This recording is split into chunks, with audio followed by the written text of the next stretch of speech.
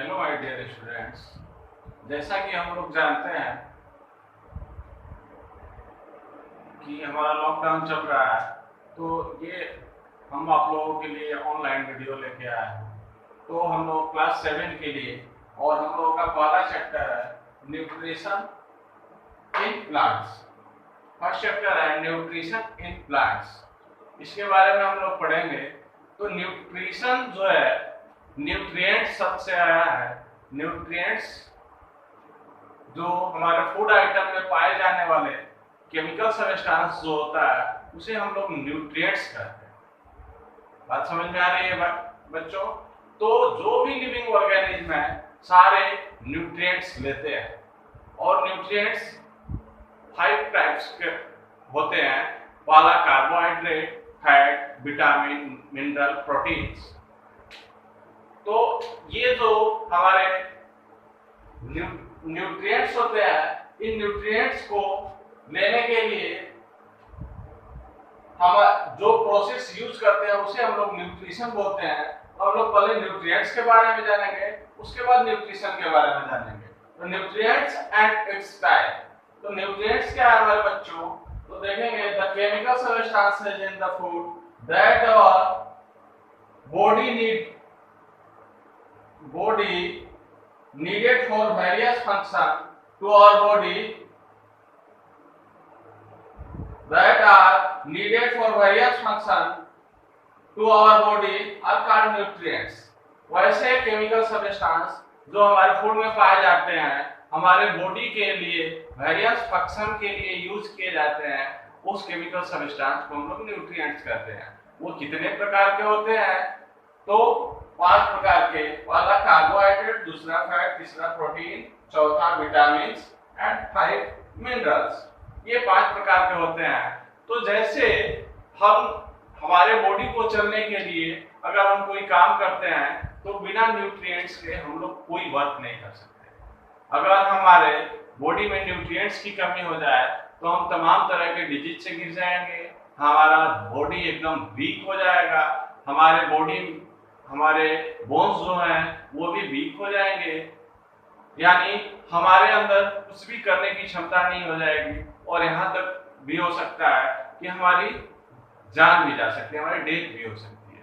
तो ये इसलिए हमारे बॉडी में न्यूट्रिएंट्स की बहुत ही बड़ी भूमिका होती है। इनके द्वारा ही अपना फोटोसिंथेसिस प्रोसेस के द्वारा ये अपना फूड तैयार करते हैं और उस फूड से अपने न्यूट्रिएंट्स को एब्जॉर्ब करते हैं, यानी यूटिलाइज करते हैं। तो इन प्लांट्स को, ये जो ग्रीन प्लांट्स हैं जो ऑटोट्रॉफ्स होते हैं, अपने न्यूट्रिएंट्स के लिए अपने पे सेल्फ डिपेंडेंट होते हैं, ऐसे लिविंग ऑर्गेनिज्म को हम लोग ऑटोट्रॉफ्स बोलते हैं। दूसरा हेटेरोट्रॉफ्स। ये जो दूसरा होता है हेटेरोट्रॉफ्स, ये अपने न्यूट्रिएंट्स के लिए दूसरे पे डिपेंडेंट होता है। जैसे ह्यूमन बीइंग्स, एनिमल्स, ये सारे अपने न्यूट्रिएंट्स के लिए दूसरे लिविंग ऑर्गेनिज्म पे डिपेंडेंट होते हैं। क्या हम बिना किसी लिविंग ऑर्गेनिज्म के अपना फूड तैयार कर सकते हैं? क्या नहीं ना? आप लोग भी समझ रहे हैं, यानी हम लोग डायरेक्टली या इनडायरेक्टली किसी न किसी लिविंग ऑर्गेनिज्म पे डिपेंडेंट है। लेकिन जो हमारे ग्रीन प्लांट्स हैं, ये क्या किसी लिविंग ऑर्गेनिज्म पे डिपेंडेंट है क्या? जैसे अगर प्लांट हो, तो वो अगर लिविंग ऑर्गेनिज्म नहीं रहेंगे तो क्या अपना खाना नहीं बना सकते?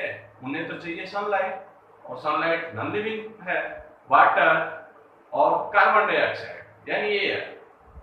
तो इन 3 चीजों की मदद से वो खाना बना सकते हैं। और कुछ माइक्रो ऑर्गेनिज्म भी हैं जो अपने न्यूट्रिएंट्स के लिए ऑटोट्रॉफ्स माने जाते हैं। वो अपने न्यूट्रिएंट्स के लिए सेल्फ डिपेंडेंट होते हैं। मतलब ऑटोट्रॉफ्स का मतलब ये होता है, ऑटो मींस अपने पे, सेल्फ, और ट्रॉफ्स मतलब न्यूट्रिएंट्स के लिए अपने स्वयं पे निर्भर रहना, ये होता है ऑटोट्रॉफ्स। ऐसे ज्यादातर ग्रीन प्लांट्स, मतलब सारे जो ग्रीन प्लांट्स होते हैं, इनमें ऑटोट्रॉफ्स और कुछ माइक्रो ऑर्गेनिजम्स हैं जो जिन्हें हम लोग ऑटोट्रॉफ्स करते हैं। लेकिन बाकी अदर सारे लिविंग ऑर्गेनिज्म जितने भी हैं, सब हेटेरोट्रॉफ्स हैं। मतलब अपने न्यूट्रिएंट्स के लिए किसी और पे डिपेंडेंट है। समझ रहे हैं माय डियर स्टूडेंट्स? जैसा कि हमने बताया कि the mode of nutrition are two types, autotrophs and heterotrophs. There are two types of mode, autotrophic and heterotrophic. ये दोनों मोड हैं, ऑटोट्रॉफिक एंड हेटेरोट्रॉफिक। ये दोनों न्यूट्रिशन को इनटेक करने के मतलब यूटिलाइजेशन के ये दोनों मोड हैं। इन दोनों मोड से हम न्यूट्रिशन एब्जॉर्ब करते हैं। मतलब जो लिविंग जो ऑटोट्रॉफ्स हैं, जो थिंग्स ऑटोट्रॉफ्स हैं मतलब अपने न्यूट्रिशन के लिए सेल्फ डिपेंडेंट हैं, वो किसी और पे डिपेंडेंट नहीं है, उन्हें ऑटोट्रॉफ्स, और जो दूसरे पे डिपेंडेंट है उन्हें हेटेरोट्रॉफ्स। लेकिन जो ये मोड है सेल्फ डिपेंडेंट मतलब न्यूट्रिशन को एब्जॉर्ब करने का, इस मोड को हम लोग ऑटोट्रॉफिक बोलते हैं। और दूसरा जो न्यूट्रिशन को एब्जॉर्ब करने का मोड है मतलब दूसरे लिविंग ऑर्गेनिज्म द्वारा एब्जॉर्ब करने का जो तरीका है, उसे हम लोग हेटेरोट्रॉफिक बोलते हैं। ऑटोट्रॉफिक न्यूट्रिशन इन प्लांट्स, जो ऑटोट्रॉफिक न्यूट्रिशन है प्लांट्स में यूज करने का तरीका, उसके बारे में the mode of nutrition in which an organism makes it's on food by the help of simple substances. Simple substances को यहाँ अबायोटिक कंपोनेंट से जनरेट किया जा रहा है। मतलब अबायोटिक कंपोनेंट्स के द्वारा जो न्यूट्रिशन को एब्जॉर्ब करने का तरीका है, उसे जो अबायोटिक कंपोनेंट से हम जो न्यूट्रिएंट्स को एब्जॉर्ब करके अपने फूड को तैयार करते हैं, मतलब न्यूट्रिएंट्स को एब्जॉर्ब करते हैं, इस प्रोसेस को हम लोग ऑटोट्रॉफिक न्यूट्रिशन बोलते हैं। समझ में आया? जैसे हमारे प्लांट्स हैं, हम जानते हैं कि हमारे प्लांट्स हैं जो ये ऑटोट्रॉफ हैं, क्योंकि ये अपने फूड के लिए सेल्फ डिपेंडेंट है। कुछ देर पहले बताया है आप लोगों को कि ऑटो का मतलब होता है सेल्फ और ट्रॉफिक का मतलब होता है न्यूट्रिशन। मतलब अपने न्यूट्रिशन के लिए सेल्फ पे डिपेंडेंट होना ही ऑटोट्रॉफिक है। समझ गए? तो जो हमारे प्लांट्स हैं ये ऑटोट्रॉफिक हैं, ये अपने न्यूट्रिएंट्स के लिए सेल्फ डिपेंडेंट है, किसी बायोटिक कंपोनेंट्स पे डिपेंडेंट नहीं है, ये सिर्फ अबायोटिक कंपोनेंट्स पे डिपेंडेंट है। तो हम ये बताना चाहेंगे कि जो प्लांट्स हैं ये ऑटोट्रॉफ्स कैसे हैं, इन्हें हम कैसे कह सकते हैं। और प्लांट्स में दो तरह के टिश्यू पाए जाते हैं, दो तरह के वेसल्स पाए जाते हैं। वेसल्स जो पहला होता है जाइलम और दूसरा होता है फ्लोएम। तो जाइलम जो होता है ये वाटर को ट्रांसपोर्टेशन का काम करता है, मतलब यहाँ रूट से पूरे इंटायर मतलब लीव्स तक वाटर पहुंचाने का काम करता है। और दूसरा ये जो फ्लोएम है ये लीव्स में बने हुए फूड को ये पूरे इंटायर प्लांट में पहुंचाने का काम करता है। समझ रहे हैं ना? तो ये जाइलम वेसल्स जो होते हैं ये यहाँ से वाटर को एब्जॉर्ब करके प्लांट के लीव्स तक पहुंचाने का काम करते हैं। यानी तीनों चीज जब प्लांट को मिलते हैं तो ये अपना फोटोसिंथेसिस प्रोसेस करता है। इसे ही हम मतलब ये तीनों अबायोटिक कंपोनेंट है, यानी सिंपल सबस्टेंस है, ये किसी को मारने से नहीं मिलते, किसी को काटने से नहीं मिलते, इसलिए इसे हम अबायोटिक कंपोनेंट्स कहते हैं। तो ये जो हमारे प्लांट्स हैं ये इन तीन चीजों की मदद से यानी अबायोटिक कंपोनेंट्स के हेल्प से अपना खाना बनाते हैं, इसलिए इन्हें ऑटोट्रॉफिक बोला जाता है। उनका होती है बिना न्यूट्रिएंट्स के कोई भी लिविंग ऑर्गेनिज्म सर्वाइव नहीं कर सकता। जैसे बिना फूड के कोई भी लिविंग ऑर्गेनिज्म सर्वाइव नहीं कर सकता, तो फूड में पाए जाने वाले न्यूट्रिएंट्स ही हैं जिनके बिना हम सर्वाइव नहीं कर सकते, यानी जीवित नहीं रह सकते।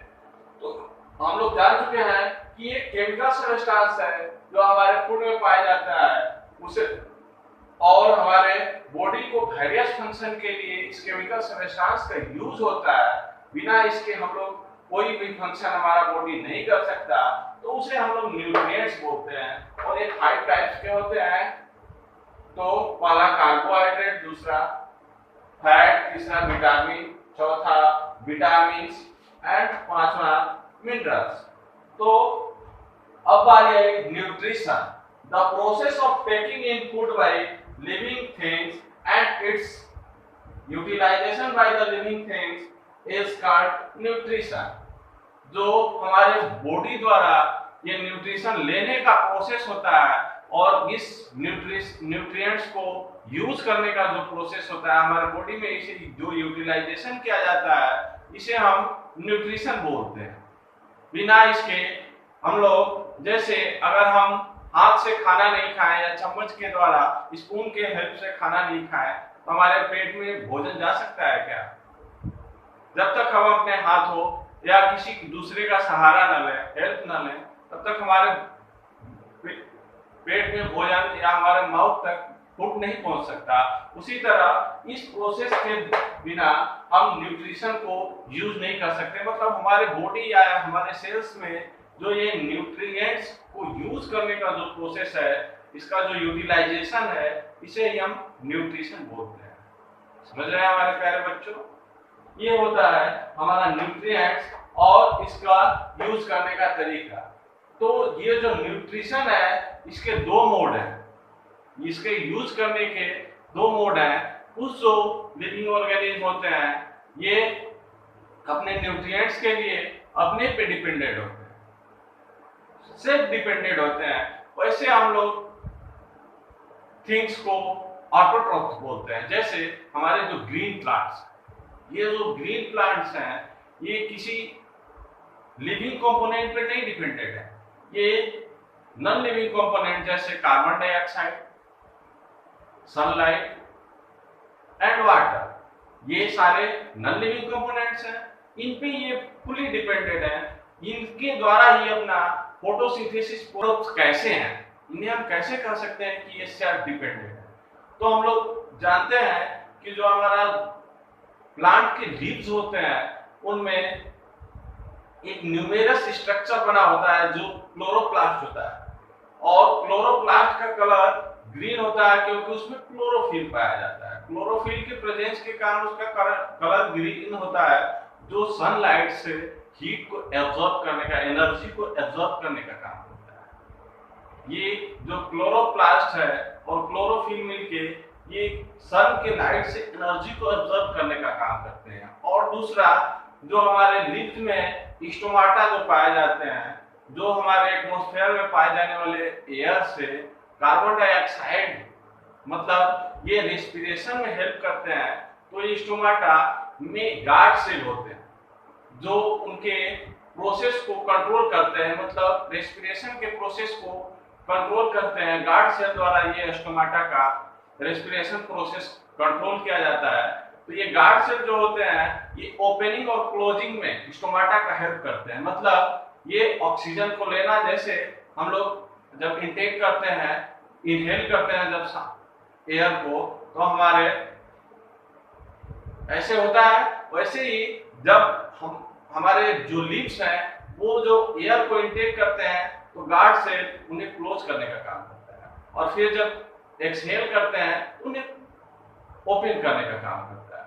तो ये दो चीजें हुई। पहला ये सनलाइट पाता है क्लोरोफिल के प्रेजेंस के कारण, जो क्लोरोप्लास्ट होता है वो एनर्जी की एब्जॉर्ब करने का काम करता है, और दूसरा स्टोमाटा जो हमारे एटमॉस्फेयर से कार्बन डाइऑक्साइड को लेने का काम करता है, और तीसरा जो वाटर है। ये तीनों के बिना हमारे प्लांट्स फोटोसिंथेसिस प्रोसेस नहीं कर सकते। मतलब जो प्लांट्स को अपने से सेल्फ खाना बनाने की प्रोसेस होती है उसे हम फोटोसिंथेसिस बोलते हैं। तो ये जो फोटोसिंथेसिस होती है इसके लिए तीन चीज जरूरी होते हैं। तो दो चीज तो मिल गया, सनलाइट वाला, सन के सूर्य के लाइट से, सूर्य के प्रकाश से सनलाइट उसमें से एनर्जी को एब्जॉर्ब कर लिया, और दूसरा ये एयर से कार्बन डाइऑक्साइड ले लिया, और तीसरा चीज वाटर। वाटर जो हमारे प्लांट्स होते हैं उनमें जो रूट्स होते हैं वो कुछ इस तरह से लेयर स्ट्रक्चर बने होते हैं, और ये सॉइल में रहते हैं। ये सॉइल से वाटर को लेयर स्ट्रक्चर टाइप होते हैं, वाटर को एब्जॉर्ब करते